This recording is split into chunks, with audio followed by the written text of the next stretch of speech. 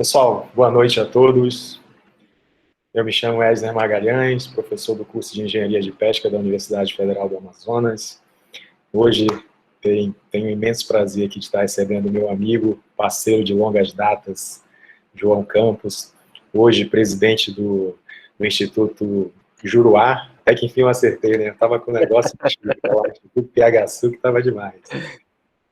Para um bate-papo super bacana hoje sobre uma das atividades mais fantásticas, né? Que eu não chamo mais nem de projeto, eu acho que é um programa realmente relacionado relacionado às atividades de conservação, que é o manejo do pirarucu. Então hoje a gente vai tentar, ao longo aí desses 45, 50 minutos, batermos esse bate-papo, tentando trazer à mesa aqui diversas nuances, gargalos, né, como é que se encontra o manejo, e a gente vai tentar fazer uma cronologia ao longo disso, trazendo toda a expertise aí do João para esse bate-papo super bacana com todos vocês. De antemão, agradeço a presença de todos, né, estou vendo aqui muitos amigos também das antigas, é sempre um prazer a gente estar podendo trocar ideias, né. Uma das coisas que eu sempre digo é que a pandemia e a tecnologia, ela, de certa forma, despertou muita coisa bacana nas pessoas, e uma delas é justamente essa oportunidade que a gente tem de trocar informações, trocar conhecimento, e estar sempre aprendendo com os amigos. João, sem mais delongas, cara, prazerzaço ter você aqui. Fala um pouco de você, se apresenta para quem ainda não te conhece, e vamos que vamos.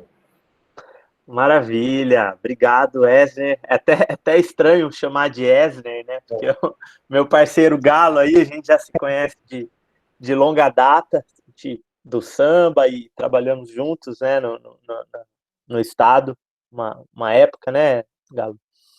E para mim é um prazer estar aqui conversando sobre esse tema. Na verdade, acho que né, tem tido várias oportunidades interessantes nesse momento de pandemia para a gente estabelecer contatos, né? E através dessas lives, e é uma oportunidade legal da gente estar dialogando. Aí você é uma pessoa que está bastante envolvida, né, com o pirarucu, com a piscicultura de pirarucu, e é legal a gente começar a bater esse papo sobre o manejo para a gente estreitar esse diálogo, né? Bom, meu nome é João Vitor, eu tenho trabalhado com conservação na Amazônia, eu cheguei na Amazônia em 2008, e na verdade cheguei para trabalhar com conservação de passarinho, mas quando finalizei o mestrado eu acabei indo trabalhar no estado e mergulhando um pouco nas reservas de uso sustentável da Amazônia, e aí foi uma grande paixão, né, trabalhar com gente, e dentro disso o pirarucu é um caso muito emblemático, né, porque ele reúne de uma forma muito exemplar tanto a conservação da biodiversidade como o bem-estar, né, das comunidades ribeirinhas. Então, agora a gente eu trabalho na região do Juruá já há algum tempo, e a gente criou recentemente o Instituto Juruá, que é uma organização de pesquisa aplicada, que tem como objetivo trabalhar em forte parceria com as comunidades locais e com as organizações locais também, no desenvolvimento de ferramentas de conservação, né, onde a comunidade local seja o maior protagonista, né? Muito do nosso trabalho, do que a gente propõe, é inspirado em organizações que já existem na Amazônia, né, trabalhando nessa temática, como, né, próprio Mamirauá, a PHSU Purus, quando existia o instituto que estava operante, e, é isso, é uma organização bastante nova, né, mas a gente já está trabalhando no Juruá há uns 12 anos com essa temática de manejo comunitário. Pô, João, super bacana, né, cara? E quando a gente fala em Juruá, na verdade, passa um filme aqui na minha cabeça, né? Eu tive a oportunidade de, por longos anos, fazer parte da equipe do CEUC, né? Então a gente teve a oportunidade de ter dado aquele start também no manejo, e, pô, foi uma experiência inacreditável, e ver o manejo, na verdade, caminhar da forma que está caminhando, ver a agregação, né, que as famílias, os comunitários estão tendo, é muito bacana. João, hoje a gente fala muito sobre o impacto social dessas ferramentas, né, de conservação, quando a gente pensa no valor agregado que a floresta e os recursos naturais eles têm, né? Então, quando a gente pensa numa ferramenta igual ao manejo, por tabela, eu diria que a gente finda conservando, né, diversos outros recursos naturais, dentre eles aí, o que eu sempre tenho batido na tecla, é o aumento dos estoques do tambaqui também. Então, nessa tua visão de impacto social e ambiental, vamos deixar o econômico mais para o final da live, o impacto social e ambiental, como é que você vê o avanço dessa ferramenta nas comunidades, principalmente na região do Juruá, nos últimos 5 ou 8 anos aí que se passaram?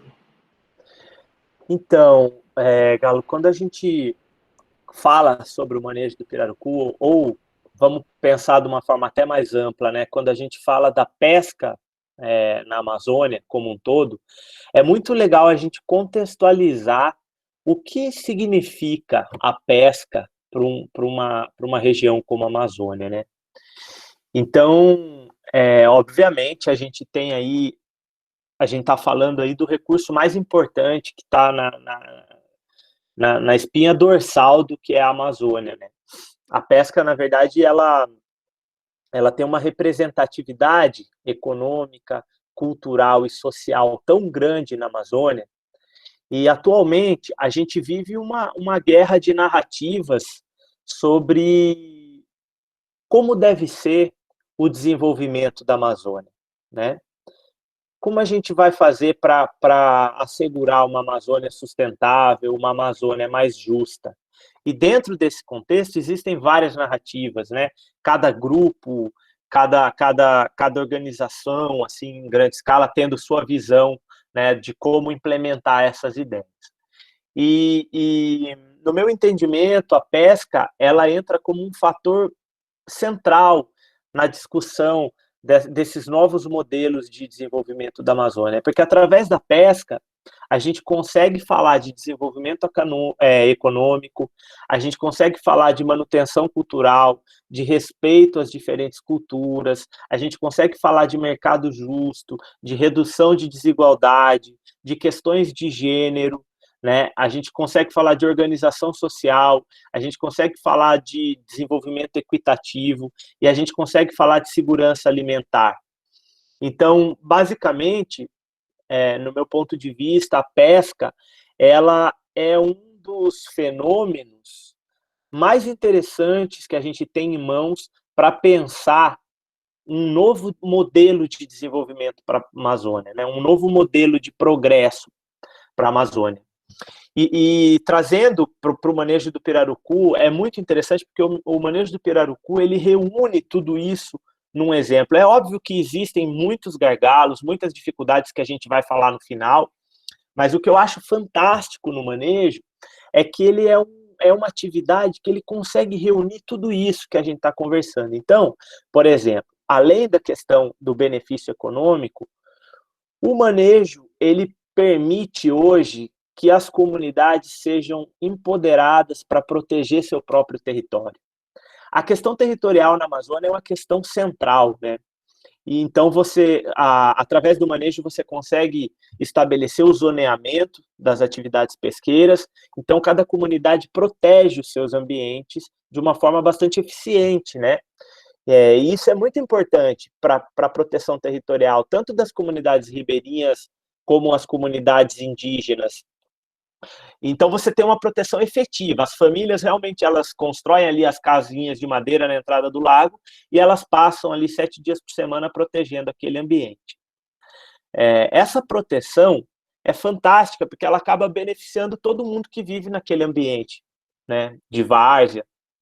Então a gente percebe que além da recuperação populacional do pirarucu, que é gigante, isso já foi mostrado no Mamirauá, né, há bastante tempo, que é onde começou o manejo, que é onde se desenvolveu todo esse modelo e tem os primeiros resultados de recuperação dos estoques, e depois, em vários outros lugares onde o manejo foi proliferando, os padrões foram basicamente os mesmos. Então, a gente tem ali recuperação de mais de 420% no Juruá, a gente tem uma recuperação enorme do Purus, né?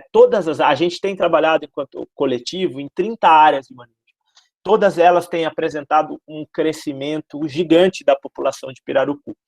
E junto com o pirarucu vem o que você falou, vem muitas outras espécies associadas, né? Então tem tartarugas, tem tambaqui, não só tambaqui, mas várias espécies de peixe, próprio jacaré. Então, basicamente, você cria condições para que a várzea se manifeste na sua total capacidade, né? Então, você tem ali como...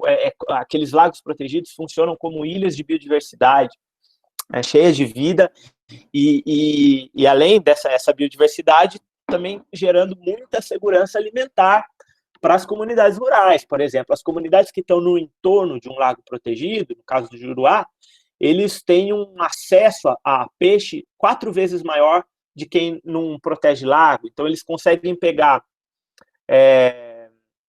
a mesma quantidade de peixe 4 vezes menos tempo, entendeu? Seria mais ou menos isso, assim. Isso é fantástico, né?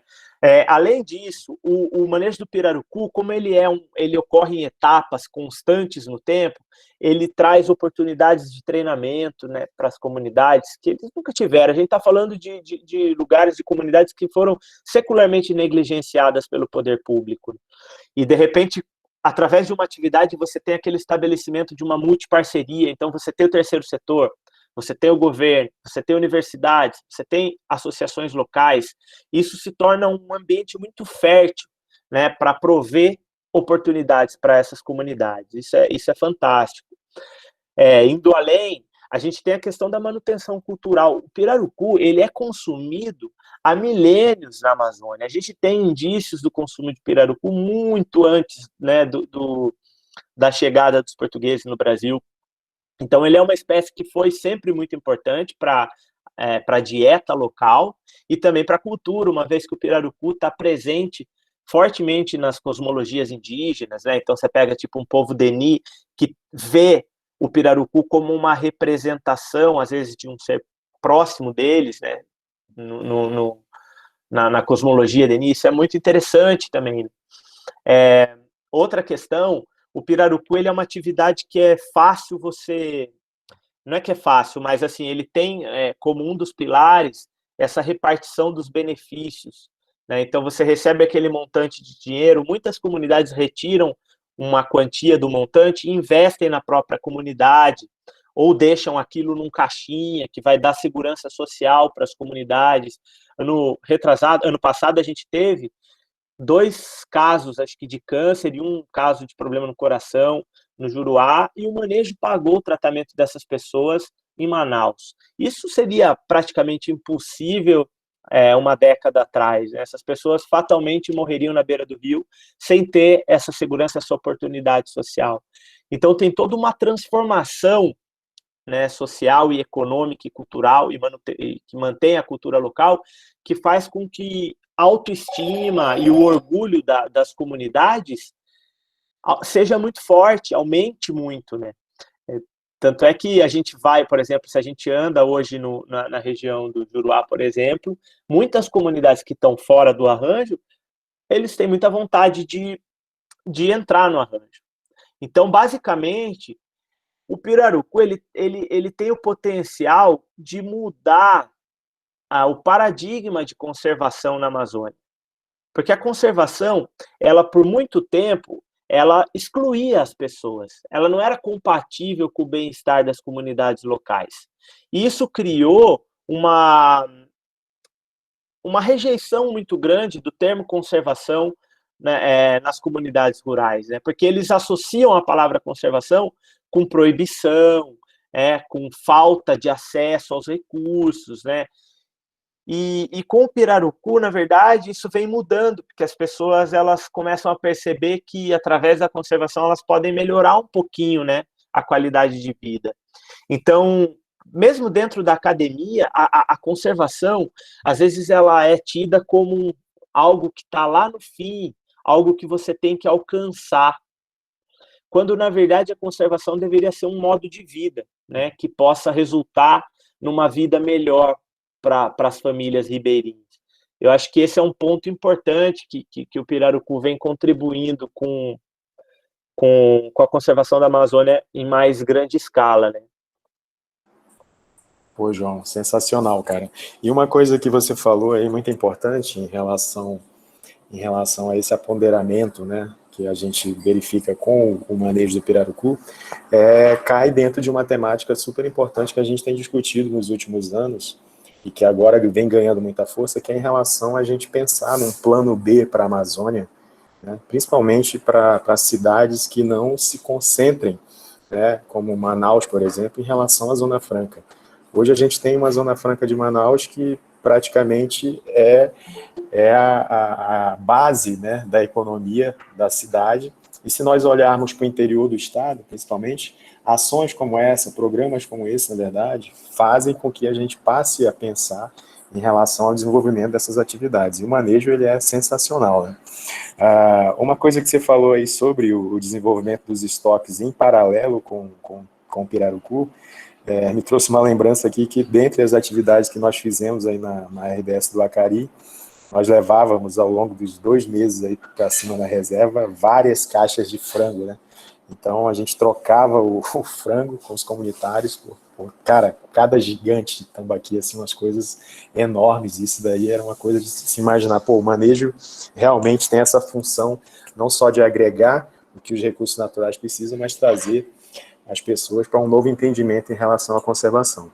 A piscicultura hoje, João, aqui no estado do Amazonas, se a gente for pensar em relação ao que tem sido feito com o pirarucu, em alguns momentos a gente chega a comentar num certo, não conflito de interesses, mas uma narrativa que, ao meu ver, ela não existe, né? São produtos diferentes, né? São momentos diferentes, um acontece num determinado momento do ano e a piscicultura ela ocorre ao longo do ano todo. Então a gente tem observado hoje que o pirarucu do manejo ele tem viajado, tem ido para São Paulo. Acho que dias atrás saiu uma reportagem em relação a um trabalho que vem sendo feito lá, e desse produto chegando a São Paulo. A piscicultura, na verdade, ela ainda continua meio que a passos lentos em relação ao pirarucu, devido a essa questão legal, né? A gente tem muitos bloqueios ainda que precisam ser resolvidos com preparação desse pano de fundo para que a atividade funcione. Como é que você entende essa preparação do que eu chamo de pano de fundo da legislação para dar suporte para a gente pensar numa intensificação da questão de agregação de renda, questão econômica e de melhoria da cadeia produtiva do pirarucu manejado hoje? Você acha que a gente ainda precisa avançar muito ou esse manejo ele tem avançado bastante nos últimos anos em relação a essa temática? Não, eu acho que assim, né, tem são duas coisas. Uma, ele avançou muito, eu acho que teve muita coisa que aconteceu nos últimos 20 anos. Se a gente pensar em 99, quando o manejo começou em Mamirauá, para hoje, avançou muito, e avançou muito num aspecto coletivo, o que é muito legal.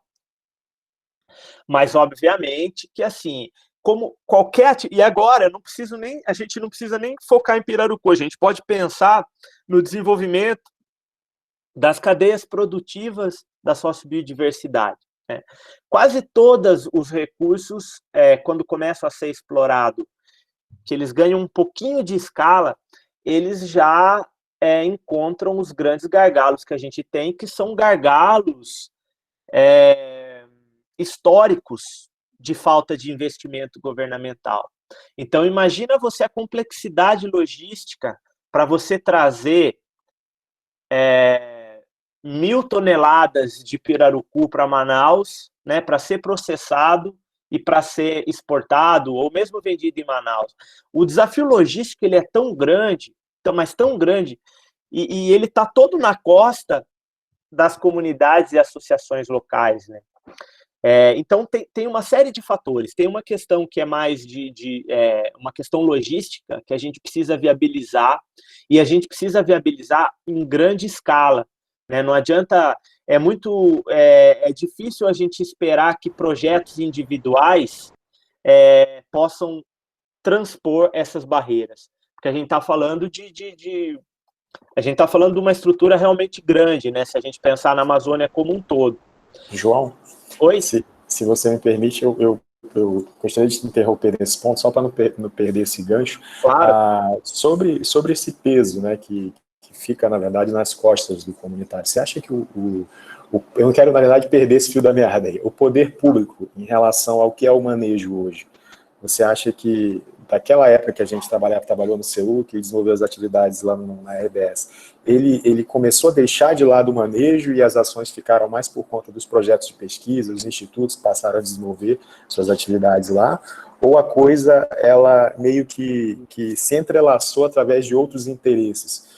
Eu sempre falo essas coisas porque o bacana de fazer essas lives é poder chegar aqui e ter o livre-arbítrio de colocar pontos que às vezes a gente fica meio limitado quando é convidado em algumas lives. Mas o que você acha em relação a isso? O grande problema, eu acho que assim, né, a gente está falando de estratégias de desenvolvimento e muitas dessas estratégias elas são pensadas a médio, longo prazo, né? Então, às vezes é difícil você conciliar essas metas de longo prazo em períodos eleitorais de 4 anos, de um governo. Então, por exemplo, mesmo você quer pegar um exemplo do governo do estado, a gente, na década de 2000, teve um aporte financeiro muito grande, né? Foram criados muitas unidades de conservação. O CEUC era uma coisa fantástica. Quantas pessoas trabalhando junto? Tinha departamento de população tradicional, departamento de monitoramento da biodiversidade, geração de renda. Era uma coisa incrível, né? Era uma coisa incrível. De repente, toda aquela estrutura foi desmantelada, completamente desmantelada. E aí a gente chegou a ter 3 gestores para cuidar de 42 áreas protegidas do estado. Agora está tendo uma reestruturação, né? Eu estou vendo que a SEMA está com vários projetos legais, tem muita gente legal trabalhando pelo governo, mas tem essa dificuldade de você ter, parece que são ondas, né? Então, uma hora o tema vira prioridade política, outra hora não vira, uma hora vira, outra. Então, se a gente não tiver um plano de governo que realmente possa pensar, né, num futuro, numa escala maior, eu acho que é muito complicado, né? E o desenvolvimento dessas cadeias produtivas, eu acho que pode estar no cerne de qualquer plano de desenvolvimento para a região, porque imagina você, a Amazônia é a coisa mais fantástica que existe no mundo, é a última fronteira para o conhecimento humano, é talvez o único lugar no planeta que você pode encontrar desde um novo micro-organismo que pode gerar uma vacina ou uma nova tecnologia, até um grupo humano que nunca teve contato com o mundo da forma como a gente conhece. Então, olha o tamanho da grandeza disso, né? O que não dá é a gente esperar que essas estratégias convencionais e hegemônicas de desenvolvimento que passam, né, que passam por cima da floresta vão vingar, porque isso já nasce fadado ao fracasso, né? João, e mais uma vez aqui em relação a projeto e programa, vou pegar um exemplo de um case de sucesso, que é o Tambaqui de Rondônia, né? Eu sempre brinco com os amigos que graças a Rondônia a gente consegue comer tambaqui barato ainda, né? O preço mais justo aqui em Manaus. Mas lá em Rondônia, né, além dos incentivos fiscais, né, que foram criados em relação à piscicultura, eles também são tratados como um programa de governo. Então, eu vejo que as estratégias de conservação e as estratégias relacionadas ao setor do agronegócio aqui, principalmente no estado do Amazonas, elas são sazonais, como você bem colocou aí. A gente vive momentos bons, né, como nós vivemos lá atrás, na época do CEUC, e a coisa, por mais que mostre através dos indicadores que são, né, palpáveis e visíveis aí, a gente não consegue ver essas estratégias sendo fomentadas para atrapalharem, atuarem de forma ininterrupta, né? E aí eu começo a olhar aqui o chat, estou vendo algumas perguntas aqui das pessoas. A Ana Bevilacqua está perguntando: você acha que o modelo de conservação do pirarucu via comunidades poderia ser aplicado a outros recursos pesqueiros? E a Karen Campos pergunta também: quais as estratégias os pescadores utilizam devido à limitação das discussões presenciais e dos processos participativos do manejo? Desculpa te interromper assim, para a gente dar mais vazão aqui sobre as perguntas também. Vamos lá. Tá, primeiro a pergunta da Ana, né, em relação ao modelo do pirarucu ser aplicado a outros recursos. Eu acho que é claro, né, nem todos os lugares vão poder ser explorado o pirarucu. mas tem algumas lições que a gente aprende do manejo que a gente realmente poderia pensar em aplicar em outros recursos. Tem um estudo que a gente fez recente, que a gente tenta entender quais são os pilares, né, que sustentam o manejo e garantem esse sucesso do manejo do pirarucu. E a gente tentou extrair alguns pilares mais gerais que possam ser aplicados a outros sistemas, né? E tem algumas coisas interessantes. Por exemplo, né, tem alguns aspectos do manejo que são muito importantes para o resultado positivo que ele gera. Um é o uso de uma espécie que seja culturalmente importante, né? Então, uma espécie que incentive o engajamento local, que as pessoas se reconheçam nela, que ela tenha um valor cultural, tenha um valor na alimentação local. Isso é fundamental. E aí, dentro disso, a gente tem várias espécies na Amazônia.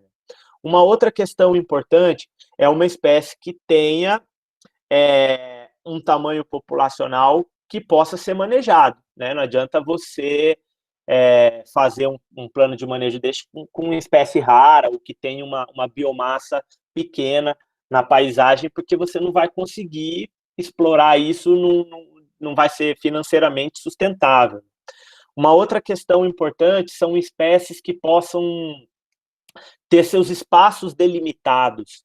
Uma das coisas mais importantes do manejo do pirarucu é que as comunidades conseguem estabelecer áreas de não uso.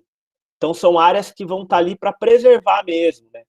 Isso é fundamental. Então, você ter espécies que possam ser encaixadas nesse modelo de você ter áreas de exploração e áreas de não uso é fundamental. E isso é possível também para muitas espécies. A gente está com um projeto agora lá no Juruá tentando pensar como que a gente pode aplicar o manejo do pirarucu para espécies terrestres.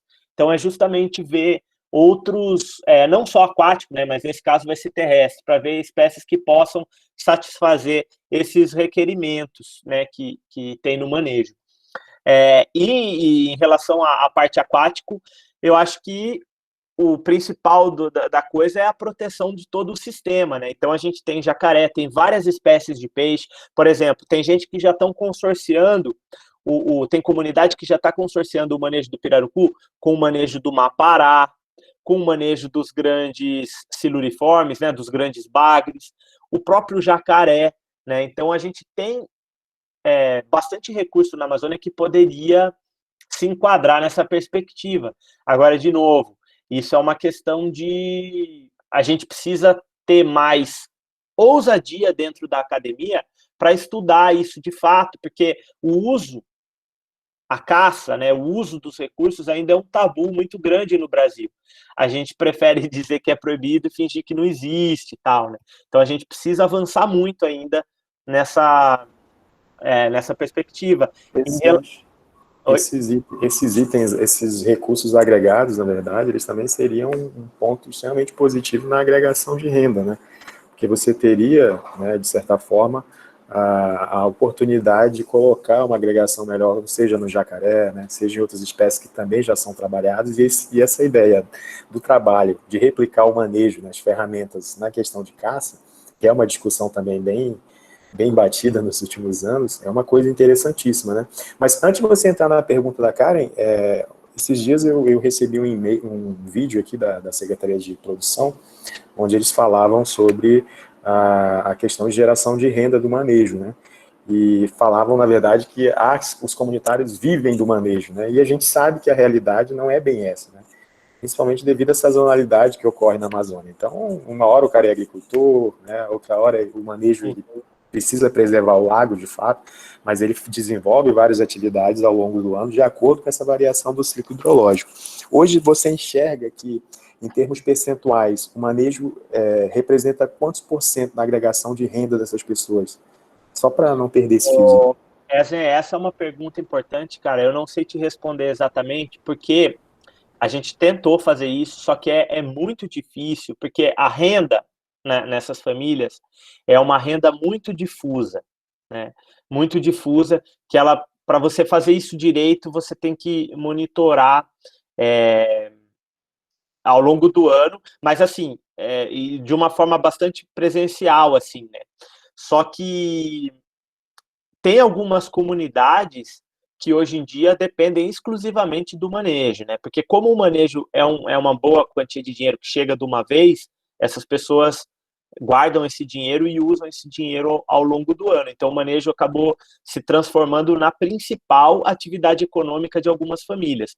Mas uma coisa que é muito importante frisar é que a gente tem que tomar cuidado um pouco, é porque, assim, o manejo, ele é uma atividade de muitas dimensões.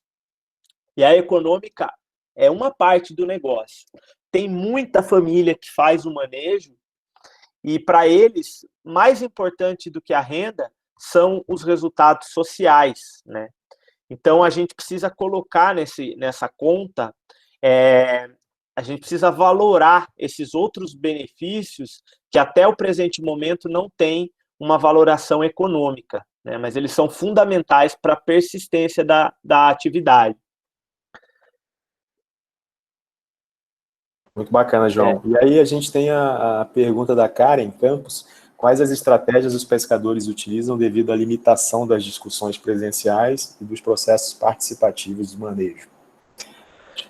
Eu estou um pouco em dúvida, Karen, se você perguntou isso mais pensando agora no contexto do Covid, onde não está tendo essas discussões presenciais, ou se, como é que, eu não entendi muito bem, assim, qual parte do manejo você está, porque de fato, existe, né, muita discussão presencial e é totalmente participativa a atividade, né, mas é alguma coisa específica, se puder escrever.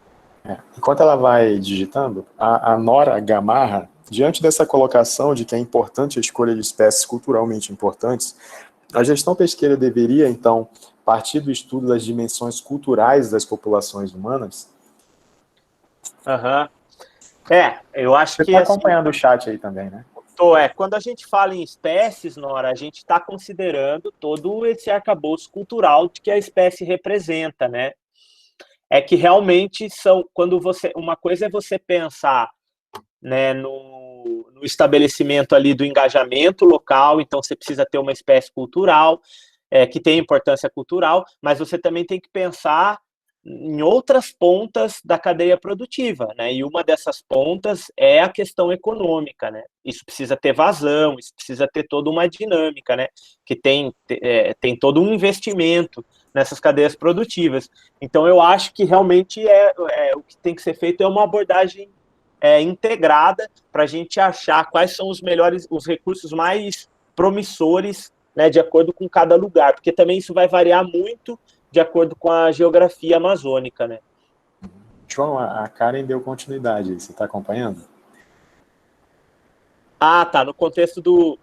Pois é, Karen do céu, o Covid bagunçou tudo, né? Bagunçou tudo, e assim, muitas comunidades vão pescar porque é a principal fonte de renda deles, eles não podem ficar sem, só que está sendo muito complicado essa questão. Então, assim, as reuniões de planejamento, por exemplo, lá no Juruá, não estão ocorrendo, não ocorreram. Estavam marcadas para julho e não vão ocorrer. Então, o que acontece está sendo representantes de comunidade estão fazendo discussões, mas assim, o manejo ele vai acontecer esse ano de uma forma totalmente diferente do que a gente está acostumado, né? Inclusive porque o pessoal vai ter que seguir protocolos rígidos de segurança que possam minimizar a probabilidade de disseminação do vírus. Isso está ainda em discussão, para tentar achar qual vai ser a melhor forma de executar o manejo. Mas, de fato, existem muito mais dúvidas do que certezas até esse momento. Bacana, João. Olha só, o professor Lian, eu acho que ele fez uma live com você, Grande Lian. meses atrás. Ele está fazendo uma pergunta aqui. Gostaria de saber qual seria a sugestão de vocês para minimizar a dificuldade da comercialização do pirarucu de cultivo, tendo em vista os preços praticados pelos peixes oriundos de manejo. Na oportunidade, gostaria ainda de saber se você observa a diferença de sabor dos peixes dessas diferentes origens. E aí, João? Bom, vamos lá. Primeiro, essa você vai ter que me ajudar aí, Tamo junto Galo, nessa. porque o meu Eu, de fato, eu não tenho muita experiência na verdade, eu não tenho experiência com peixe de cultivo, mas tem alguns pontos importantes nessa questão, nessa pergunta do Lian. Primeira coisa que eu acho que é legal a gente discutir é o que é a questão do preço, né? Por que que qual é o posicionamento geral, assim, Galo, sobre o preço do pirarucu de manejo e do cultivado? Cara, eu acho que a gente tem que partir do pressuposto em relação a custos, né? A piscicultura, ela gira em torno de custos de produção, né? E o manejo, na verdade, ele tem também um custo atrelado a todos esses aspectos que você relacionou, né? Em relação à conservação, à preservação, ao desenvolvimento social, né? À proteção ambiental. Então, eu acho que se você for tentar colocar valor em relação ao que é da origem do manejo, que é da origem da piscicultura, são coisas que caminham, né, e que não se entrelaçam em algum momento devido ao objetivo focal da atividade. A piscicultura, ela vai de encontro ao quê? É uma atividade onde a gente procura trabalhar áreas, hoje, trabalhando pirarucu em tanques circulares de ferro e cimento, áreas menores, com altas produções, né? Então a gente agrega muito valor ao produto. Mas a agregação de valor do pirarucu do lado do manejo, ela não é só financeira, né? Então eu vejo que hoje, em termos de valores, há uma descompensação em relação ao valor praticado, né? Mas a gente precisa colocar e trazer à mesa também que uma atividade é exclusiva do empreendedorismo voltado à produção, onde a gente trabalha diretamente com insumos, né? E o manejo não, o manejo a gente já tem todas essas vertentes que você colocou. Uma coisa bacana de se discutir também e trazer hoje a discussão aqui é justamente essa competição que as pessoas acham que existe, né?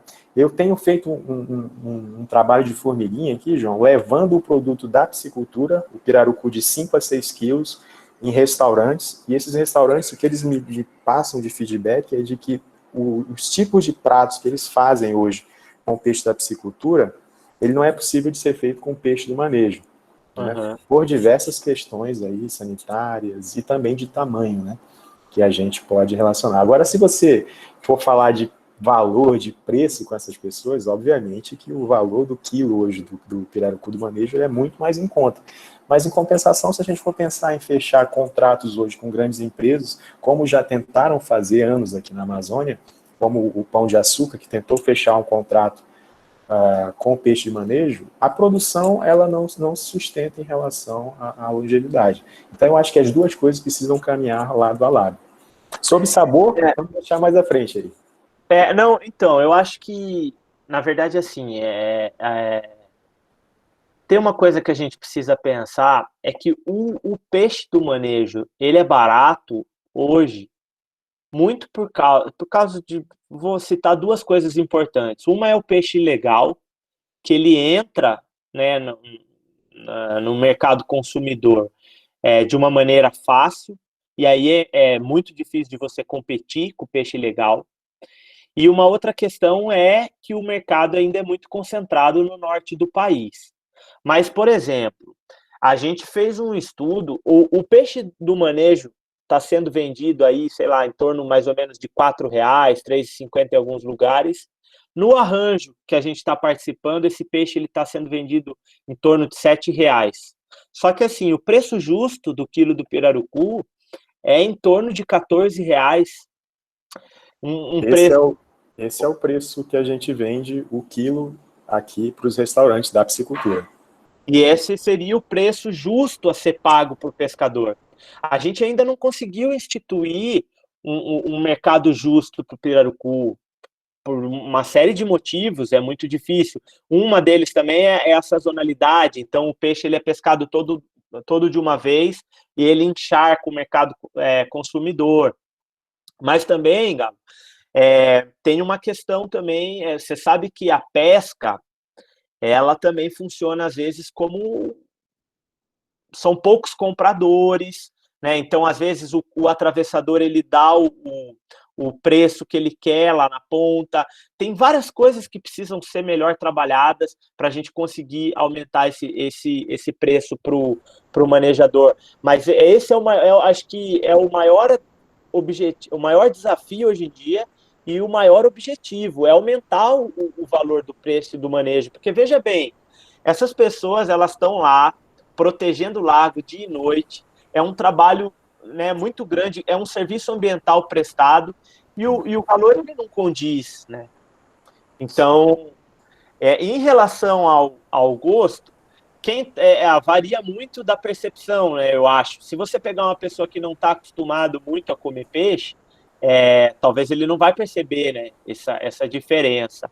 Agora, se você pegar um caboclo lá da beira do rio que está acostumado a comer peixe, não precisa ser nem da beira do rio, né, pode ser de Manaus, mas que está acostumado a comer sempre, tem algumas diferenças, né? Eu acho que é importante essa discussão, Galo, justamente para a gente compreender que são produtos diferentes, que têm objetivos diferentes, né? A aquicultura ela tem uma importância global muito grande, né? Em segurança alimentar, em redução de pressão de estoques, né? Em giro de economia, ela vai ser cada vez mais importante para a Amazônia. Mas o manejo das populações selvagens traz outros tipos de benefícios que a piscicultura não vai acessar. Então, são dois produtos e eu acho que tudo bem, a gente tem que caminhar com isso, né, de uma forma que se complemente, né, começando... o mais importante é a gente estabelecer, acho que esse diálogo para que a gente consiga construir narrativas complementares que não vai descambar para competições, para esse tipo de coisa num futuro, né? Muito bacana. E essa narrativa aí de competição, ela, se a gente pensar em reestruturar, né, a cadeia da aquicultura aqui no estado, uma das coisas que eu tenho batido fortemente aqui com vários colegas é que todos os nichos da cadeia, eles precisam funcionar de forma ininterrupta, eles precisam estar bem. Desde o cara que tem um plantel de reprodutores, né, tem suas matrizes ali, que dá origem aos alevinos. Então a gente tem que fomentar essas pessoas, a gente tem que fomentar o pessoal que faz só a recria, que já fornece um juvenil já com score legal para entrar na engorda. Mas eu penso que nesse paralelo, nesse inteirinho aí de trabalhar junto com o manejo, eu trago à tona uma outra discussão, né? Hoje, se a gente for parar para verificar os dados que nós temos de ninhadas hoje dentro da piscicultura, se você não retirar as ninhadas, levar para o laboratório e fizer esse trabalho, 10% do que eclodiu ali sobrevive. Então, se a gente leva isso para o laboratório, a gente chega ali praticamente 90%, 95%, e imagina o alcance que a gente tem em termos de produções futuras, né? Então, quando eu coloco isso, eu trago uma pergunta aqui que é até um pouco cabeluda. Você acha que hoje, em relação a essas cotas e tamanho de captura, e a gente tem observado aí que os relatórios sempre mostram que o aumento dos estoques de pirarucus nos lagos. Você acha que essa cota ela pode ser revista em algum momento? O tamanho de captura ele pode ser revisado também, visto tudo que o manejo trouxe, agora deixando um pouco de lado essa questão mais do ribeirinho, pensando no estoque de forma direta? Uhum. Eu acho que isso ainda é uma questão em aberto. A gente sabe que a gente pode explorar até 30% dos indivíduos adultos, e essa é uma estimativa ainda tida como conservativa, né? A gente não sabe, Galo, direito qual que é a capacidade de suporte desses ambientes de várzea. Como é que era a Amazônia 1000 anos atrás, né, em termos de pirarucu? E isso é importante para a gente entender até onde essas populações crescem, né? Então, eu acho que esse é um ponto. Eu acho que a cota, a cota ela não se baseia só no número de indivíduos, mas também na capacidade organizacional da comunidade, né? Então, eu acho que, claro, tem espaço para revisão, mas eu acho que dentre os problemas todos que tem o manejo, esse não seria um grande problema, no meu ponto de vista, até porque a gente tem, na maioria dos lugares, a gente tem evidências assim de um crescimento bastante impressionante das populações de pirarucu. Agora, em relação ao tamanho de captura, isso é uma questão que pode ser pensada no futuro. O que vale mais a pena? Você pegar uma matriz grande, uma matriz reprodutiva grande, ou 2 bodecos, ou 2 indivíduos juvenis, ou 3 indivíduos juvenis, né? Para a população de pirarucu, o que vale mais a pena? O que vale mais a pena para o mercado? Né? Isso são questões em aberto, que a gente pode discutir, eu acho que tem abertura a se discutir, né? É porque, é claro que tem uma questão também da pele, do couro. O couro do pirarucu é uma coisa que está crescendo e acho que no futuro vai ser bem forte. E aí, às vezes, eles gostam de couro grande, mas tudo isso precisa ser levado em consideração para entender um pouco esse tamanho de captura, né? Isso no meu ponto de vista.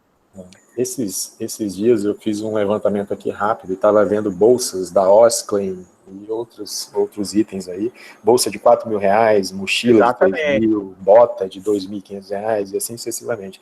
A pele sendo vendida em alguns lugares a R$ 800, R$ 500, vai variar muito, né? Você falou uma coisa bacana aí em relação, que eu acho que se torna arriscado também, ao passo que é necessária essa revisão das cotas em relação à organização comunitária, mas também em relação ao que vem sendo retirado dos lagos, é justamente essa falta de base mais sustentável em relação à forma como o produto está sendo trabalhado. Então você tem a dificuldade logística, né, e que muitas das vezes facilita aí a inserção do atravessador, né, que faz com que o valor do quilo caia bastante, e aí a gente para pensar aqui. Esses dias eu fui na feira do peixe aqui, vi ventrecha sendo vendida a R$ 40, né? O filé sendo vendido a R$ 50. O extra em São Paulo vende o quilo a R$ 90, né? Então, são coisas que, por mais que exista a necessidade da revisão, a gente também precisa, paralelamente, trabalhar toda essa robustez de ações que precisam ser implementadas, como, por exemplo, unidades de beneficiamento, né? Não sei se isso vem sendo pensado aí para o Juruá.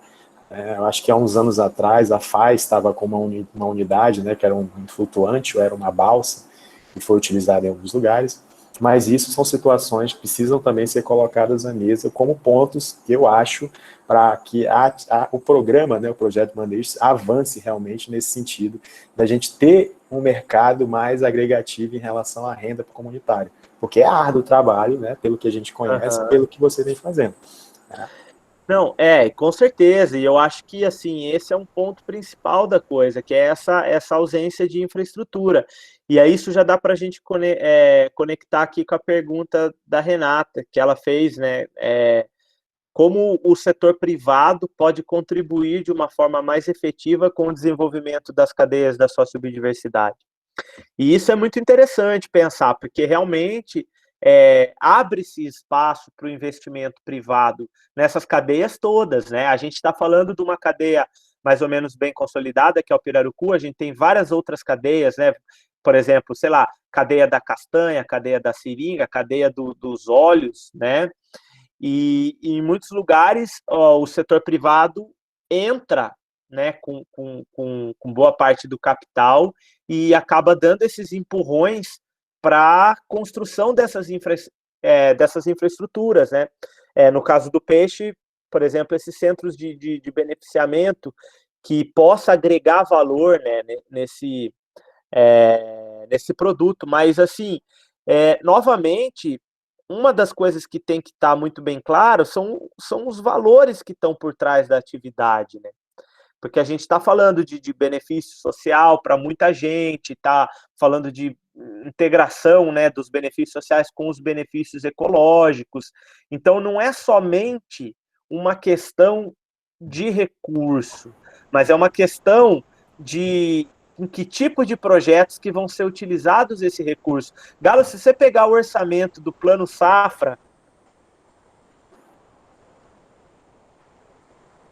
Bom, pessoal, acho que a conexão do Jotinha caiu, mas ele deve estar retornando aí. Bom, eu vou dar uma passada rápida aqui em relação às perguntas, né? Renata, assim que ele retornar, ele dá continuidade. A Virgínia está perguntando, desculpa, a Virgínia está perguntando aqui em relação no contexto da... Opa, João, já estava dando sequência aqui. Vamos lá, cara. Retorna aí. Não, eu estava falando, né, por exemplo, se você pega, né, quando você vê, por exemplo, né, os subsídios, por exemplo, do Plano Safra, são coisas assim, olha, para você ter uma ideia, o Plano Safra de 2020 e 2021 são mais de 2 bilhões, né, que vem na forma de várias formas de dar esse subsídio, seja de crédito, seja de subsídio direto, né? Quando você pega essas atividades produtivas na Amazônia, não tem comparação. Mesmo se você pegar os subsídios para a piscicultura, o acesso a crédito, é muito mais fácil do que uma comunidade rural. Então, a gente está falando de realidades muito diferentes e a gente precisa ter esse olhar. Como é que a gente pode utilizar, né, a força do setor empresarial e a força do investimento público para potencializar essa infraestrutura? Porque se a gente depender de projetos de pesquisa, de comunidades para lidar com todo esse desafio histórico que é a estrutura e a logística na Amazônia, nada vai dar certo. E aí o que a gente vai ter é o mesmo tipo de desenvolvimento, que acaba beneficiando poucos, né, que tem dinheiro para investir, então aquele dinheiro que é gerado não é muito bem distribuído, e aí toda aquela história de geração de desigualdades que a gente já conhece. Então, se a gente pensar num desenvolvimento equitativo para a Amazônia, que contemple as famílias rurais, a gente precisa pensar, invariavelmente, num investimento público mais massivo, né? Mas num investimento que tem retorno e também na parceria com o setor privado. São várias empresas já aparecendo na Amazônia que têm feito um trabalho bastante interessante de parceria com essas associações locais. Muito bacana. Cara, eu vou colocar um exemplo aqui bem prático que ocorreu comigo nos últimos anos, né? Ao longo desses 10 anos aí como professor da UFAM, eu acho que 90% das coisas que eu fiz foi com recurso do próprio salário, né? Isso esbarra diretamente com o que você está colocando, né? Dentro de uma outra ótica. E aí eu passei, na verdade, a bater na porta do produtor rural, em busca de parceiros, né? Oferecendo basicamente o que a gente produz dentro da Universidade de Conhecimento, numa ótica de baixarmos os muros da universidade e levarmos essas pesquisas aplicadas até o produtor. Isso foi sensacional do ponto de vista de entendimento das pessoas através da importância, né, que essas ferramentas têm em relação ao que é desenvolvido de pacote tecnológico dentro dos institutos, universidades, e que podem também ser amplamente difundidos e utilizados no manejo. Outra coisa importante que a gente precisa ter bem claro, né, os dias de hoje, os dias têm trazido à tona o que a gente chama de velha economia e nova economia, né? Então eu acho que o manejo, na verdade, por si só, ele não se presta a vender um produto, né? Ele vende uma experiência. Então eu acho que essa identidade do manejo, quando eu falo em vender experiência, né, os especialistas em empreendedorismo têm batido muito nessa tecla, que a gente não pode mais pensar no produto em si. A gente tem que pensar em vender uma experiência e desenvolver uma marca, né? Você acha que essa marca do pirarucu de manejo, hoje, né, a cara, porque eles tentaram chamar aqui de bacalhau da Amazônia, inventaram tanta coisa, mas eu prefiro que seja o pirarucu da Amazônia mesmo. Essa é a nossa cara, né? Nós somos amazônicos, né? Acho que você concorda comigo. Então, você acha que a gente tem conseguido realmente alcançar, né, o desenvolvimento em relação a levar a marca pirarucu, seja ela do manejo, né, ou até mesmo da piscicultura, como a gente vem fazendo hoje? Acho que ainda tem um grande caminho pela frente. A gente começou... como eu disse no começo, a gente está reunido num coletivo do Pirarucu, que são várias organizações trabalhando em várias áreas, e teve o lançamento da marca Gosto da Amazônia, né? E a tentativa por trás do Gosto da Amazônia é exatamente isso, é vender uma experiência, é realçar todo esse valor que o manejo traz, né? A gente mandou o Pirarucu pro Rio de Janeiro, e agora está chegando em São Paulo, que é aquela matéria que você viu há poucos dias atrás, né? O arranjo comercial está sendo protagonizado pela Asproc, mas na verdade esse produto é oriundo de um coletivo que conta com, acho que praticamente todas as organizações que estão trabalhando com o manejo do pirarucu. Então a ideia é justamente essa, mas É isso, né? São primeiros passos, eu acho que tem muito para acontecer. E eu acho que a Amazônia, Galo, num futuro muito próximo, ela tem que ser conhecida como um grande sistema alimentar global, onde a gente produz comida de alta qualidade, protegendo a floresta e gerando amplos benefícios sociais. Eu acho que vender essa marca para o mundo vai ser muito importante para o futuro mais sustentável, para um futuro mais sustentável da Amazônia.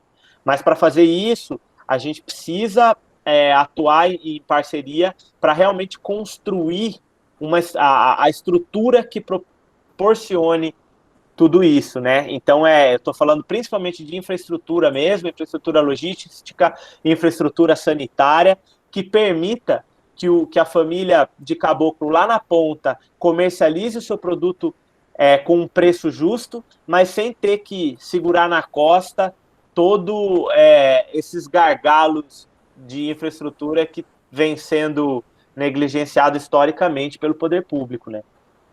Até porque a gente fala tanto de manter a floresta em pé, de conservar e preservar os recursos, né? Mas aí se a gente deixa toda a sobrecarga sobre as costas dos comunitários, dos ribeirinhos, realmente a coisa muda um pouco de figura em relação ao que a gente tanto prega, né? Isso acho que cai bem aqui na pergunta da Renata Cunha, né? Pensando nesse aspecto voltado ao envolvimento, investimento do setor público, há alguma política pública que engloba o manejo do pirarucu? Essa tem sido a grande discussão atualmente, né, de a gente conseguir incluir o pirarucu em diversas certificações e diversas políticas públicas, né? Talvez a mais importante seja a gente conseguir incluir o pirarucu numa política de garantia dos preços mínimos, né? Que é o caso da PGPM Bio, né? Então, o fato de estar o pirarucu lá listado pela Conab com um preço mínimo é uma coisa muito importante, porque aí a gente consegue eliminar esses casos onde o pirarucu é vendido a R$ 2,50, R$ 3. Isso, para mim, é fazer o ribeirinho passar praticamente por um trabalho quase forçado, né? Assim, para não falar termos mais fortes, mas você pagar R$ 2,50, R$ 3 num quilo de um peixe como o pirarucu é um absurdo, né? Complicado, né? João, mudando um pouco de assunto e pegando antes, na verdade, de mudar o assunto, vamos pegar o gancho aqui sobre o envio do peixe lá para São Paulo, Rio de Janeiro. Você tem informações de valores? Esse produto chegou a ser vendido por quanto? Em São Paulo ele ainda não está sendo Comercializado. vendido, mas no Rio, putz, Galo, eu não sei te dizer de cabeça agora não, cara. Uhum. Mas é uma informação bem bacana. Outra coisa. Não, mas a gente pode levantar isso fácil para os parceiros aí do coletivo. Eu não sei Bacana. quando foi o valor final. Uhum. Outra coisa bacana, esses dias aí numa discussão, um grupo de piscicultura, né, exclusiva do pirarucu, um produtor falou que em 2000, acho que até março de 2020, somando aí 8 meses mais ou menos, ele já tinha vendido 30 mil alevinos.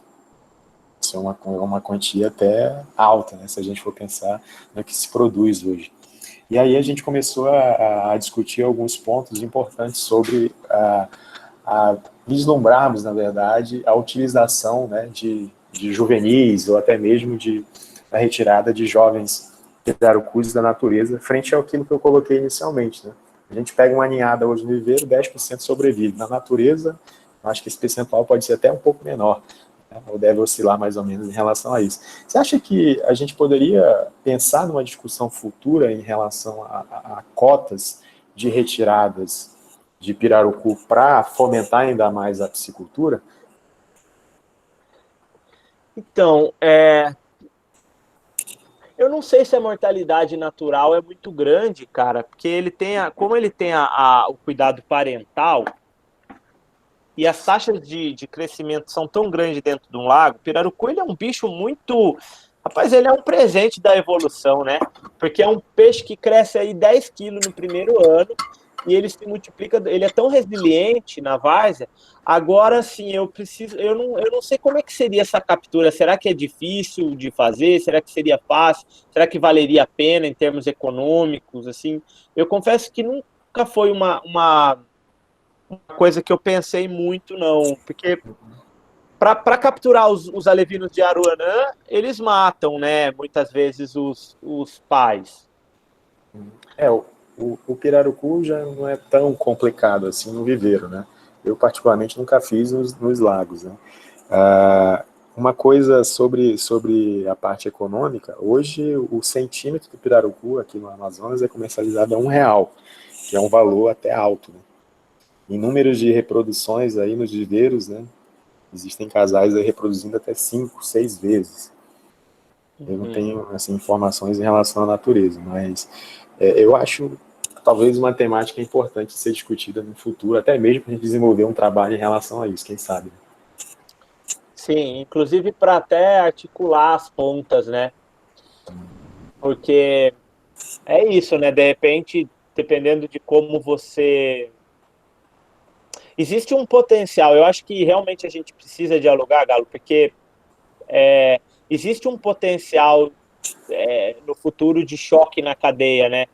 Dependendo do preço, dependendo de como é praticado, mesmo sendo produtos bastante diferentes, eu acho que é um prato cheio para as pessoas discordarem em algum momento. Então, eu acho importante, desde o início, construir, tentar, né, colocar essas duas atividades na mesma mesa para realmente tentar achar as complementariedades entre as atividades. Com certeza. Cara, a gente já ultrapassou aqui praticamente 60 minutos de live. O papo está muito bacana, né? Já gostaria aqui de deixar o convite para para um próximo bate-papo. Falar de manejo e piscicultura ao mesmo tempo, a gente tem muita coisa para discutir aqui. A gente vai tentando mediar, né? Só para a galera ficar sabendo, na verdade, não usa script, né? A gente vai conversando, as perguntas vão surgindo, a gente vai batendo esse bate-bola aqui. Mas aí, se o João se dispuser numa próxima semana, daqui a alguns dias, a gente sentar novamente e batermos esse bate-papo, vai ser muito legal. Claro, total disposição. João, então eu acho que a gente conseguiu aqui trazer à tona, né, muita coisa bacana do que é o manejo hoje, né? Eu vejo que é um processo que a todo ano ele vai se remodelando, né, como é a informação, né, no nível de desenvolvimento tecnológico que a gente tem hoje. Tanta coisa acontecendo no meio do agronegócio e a gente tentando, de uma certa forma, entender o manejo e como é que esse manejo pode contribuir. Eu, pelo fato de estar inserido nessa questão da produção de pirarucu e piscicultura, eu tenho muita vontade mesmo da gente desenvolver alguns trabalhos relacionados a isso, principalmente em entendimento dessa questão aí de como o manejo pode ajudar a piscicultura em relação a resolver problemas que a gente tem hoje com o fornecimento de alevinos, que ainda é um gargalo para a gente. Então, eu acho que é uma das alternativas e muitos pontos que a gente pode trazer mais à frente, aí, quem sabe, numa próxima discussão. E quando você retornar a Manaus, aí vamos ver se a gente consegue bater esse bate-papo, trocar mais ideias a respeito do que a gente pode fazer mais à frente. Maravilha, maravilha, Galo. Muito obrigado. Também é um prazer. Eu acho que com certeza em breve a gente está retornando para Manaus e você é muito bem-vindo lá conhecer a sede do Instituto Juruá. Eu vou até colocar o site aqui. A gente vai lançar, na verdade, o Instituto, em breve a gente vai lançar a nova identidade virtual e o site do Instituto. E a gente está total disposição para receber quem tiver por Manaus, quiser dar uma passadinha lá. Tem várias atividades legais acontecendo e seria muito bacana receber a visita de vocês. Muitos dos que estão aí são grandes amigos nossos, né, a grande maioria. Então, se tiver alguma questão que ficou, é só entrar em contato para a gente conversar sobre isso.